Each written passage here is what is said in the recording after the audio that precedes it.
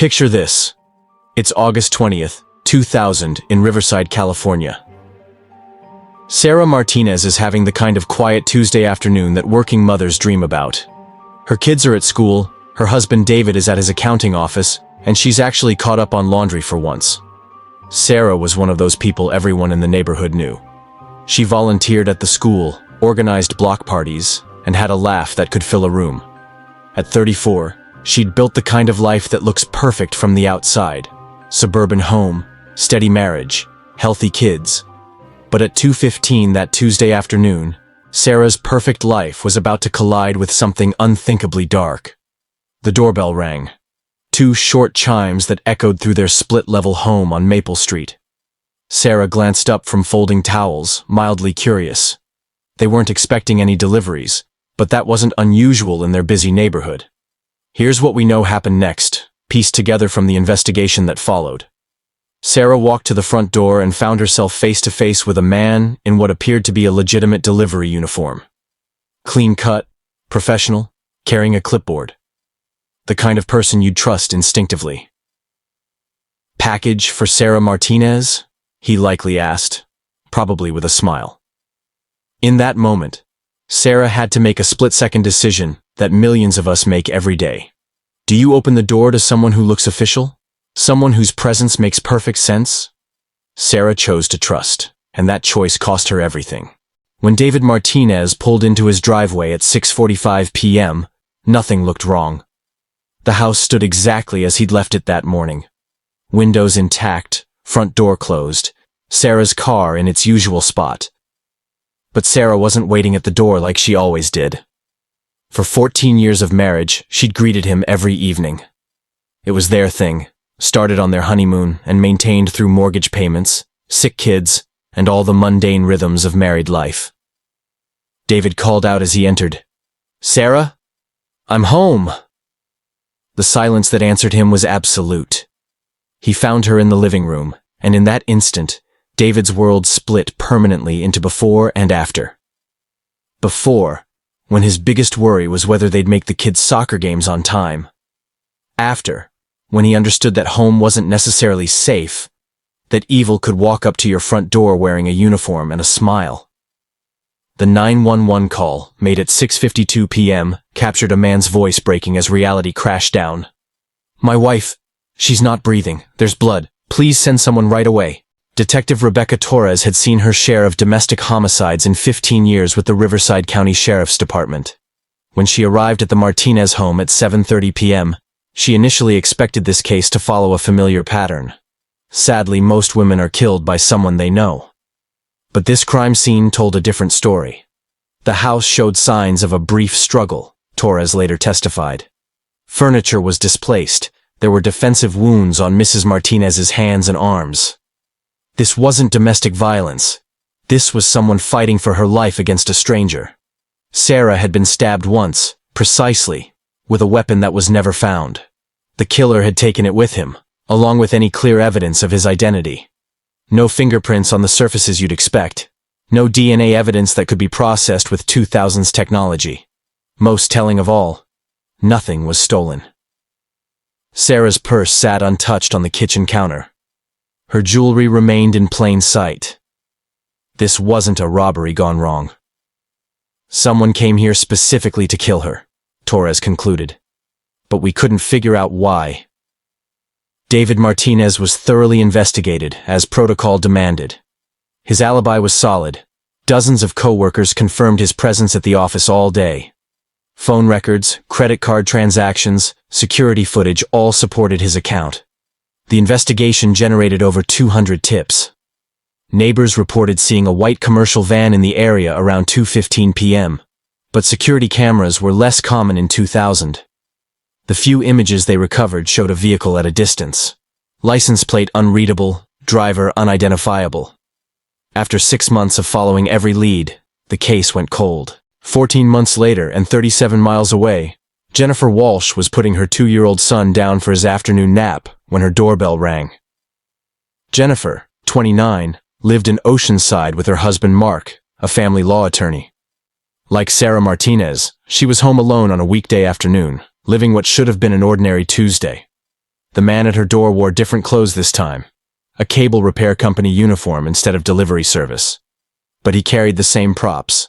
Clipboard, professional demeanor, reasonable explanation for being there. "Ma'am, we've had reports of service outages in the neighborhood. I need to check your connection to make sure everything's working properly." Jennifer faced the same impossible choice Sarah Martinez had confronted 14 months earlier. The request seemed legitimate. Service technicians needed access to investigate problems. It was reasonable, normal, safe. At 1:23 p.m. on October 17, 2001, Jennifer Walsh opened her door. Mark found her body when he came home for lunch at 2:30 p.m. Their son was still sleeping peacefully upstairs, unaware that his world had changed forever. It was Detective Torres who first noticed the similarities when Jennifer Walsh's case information was entered into the police database. Two young mothers, both alone during weekday afternoons, both approached by men in service uniforms, both killed by single precise stab wounds, both crime scenes strangely clean of evidence. We weren't looking at two separate crimes, Torres realized. We were looking at a serial killer. The FBI's Behavioral Analysis Unit was brought in to create a profile. Their assessment painted a chilling picture. The killer was organized, patient, and methodical. He studied his victims' routines, planned his approaches carefully, and had enough knowledge of police procedure to avoid leaving useful evidence. But here's what troubled investigators most. If this person was capable of such detailed planning, why target random suburban mothers? There had to be a selection process, some way he identified vulnerable women who would be alone at predictable times. The answer to that question would prove more disturbing than anyone imagined. As the joint task force dug deeper, a terrifying pattern emerged. Both Sarah Martinez and Jennifer Walsh had recently contacted service companies about routine matters. Sarah had called her phone company about a billing question. Jennifer had requested cable installation for a home office. These weren't random attacks. The killer was somehow intercepting information about service requests, using that knowledge to impersonate legitimate workers and gain access to homes when women were most vulnerable. He wasn't just picking victims, Torres explained to the task force. He was creating opportunities. The investigation revealed that both phone calls had gone through customer service centers that used temporary contractors during busy periods. These workers had access to customer information, including addresses, phone numbers, and service appointment scheduling. But tracking down specific employees proved nearly impossible. The contracting companies used workers from multiple temp agencies. Many were paid in cash. Records were incomplete or had been routinely destroyed after contract periods ended. Somewhere in that maze of temporary workers and subcontractors was their killer, using his legitimate access to customer information to select victims and plan attacks. In March 2002, the killer may have struck again, or come very close. Lisa Chen, a 31-year-old teacher in San Bernardino, received an unexpected visit from a gas company inspector while home alone with her infant daughter. But Lisa was cautious by nature. When the man couldn't provide proper identification, she refused entry and immediately called the gas company to verify his claim. No inspections had been scheduled for her neighborhood. By the time police arrived, the man was gone. But Lisa's detailed description matched witness accounts from the Martinez and Walsh cases. White male, medium build, professional appearance, carrying official-looking documents.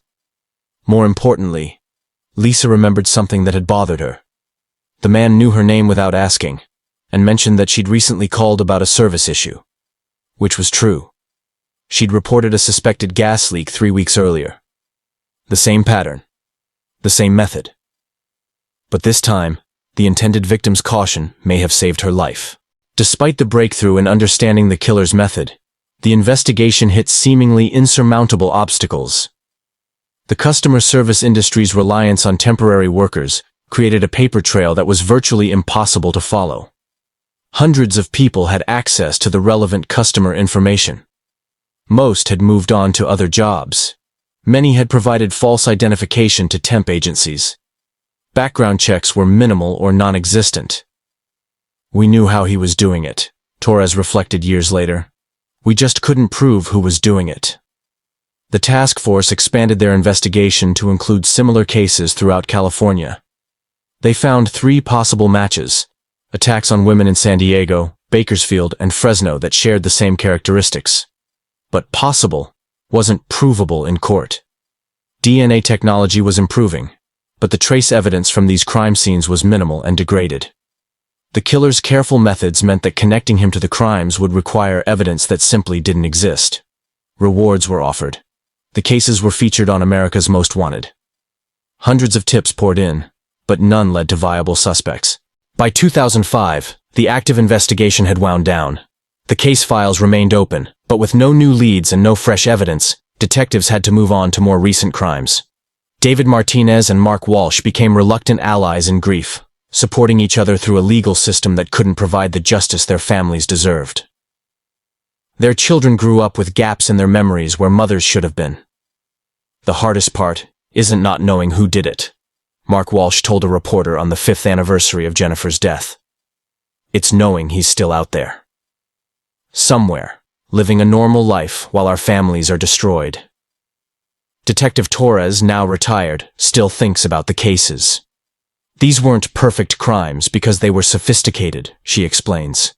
They were perfect crimes because they exploited systems that weren't designed to prevent this kind of exploitation. The customer service industry has since implemented better security measures and background checks. But those changes came too late for Sarah Martinez and Jennifer Walsh. 23 years have passed since Sarah Martinez opened her door to a killer. 22 years since Jennifer Walsh made the same fatal decision. The investigation files have grown thick with dead ends and unanswered questions. DNA technology has advanced dramatically since 2000, offering brief hope when trace evidence was re-examined in 2019. The results confirmed genetic material from the killer at Jennifer's scene, but there was no match in any database. He'd never been arrested, never been in the system. The families have learned to live without closure. Sarah's children, now in their 30s, have built successful lives around a mother-shaped absence. Jennifer's son, who has no memory of her, carries her photograph and visits her grave regularly. The questions persist. Where is he now? Has he killed again? Perhaps in other states where the pattern wouldn't be recognized? Is he still using the same method, or has he evolved? Most troubling of all, how many other systems in our interconnected world could be exploited the same way? These cases changed how we think about the simple act of opening our front doors. Home security systems became more sophisticated. Service companies implemented stricter verification procedures. The casual trust we once placed in uniforms and clipboards was forever altered. Sarah Martinez would be 57 now, probably a grandmother, still organizing neighborhood events and making everyone around her feel welcome. Jennifer Walsh would be 50, helping her son navigate adulthood and sharing the wisdom that comes from years of love and experience. Instead, their stories serve as a reminder that predators evolve with technology, that our interconnected world creates new vulnerabilities, and that evil sometimes comes dressed in the most ordinary disguises. The Riverside County Sheriff's Department continues to accept tips on these cases. The FBI maintains active files. Somewhere in a database or a forgotten file folder might be the piece of information that finally brings justice to two families who have waited more than 2 decades for answers.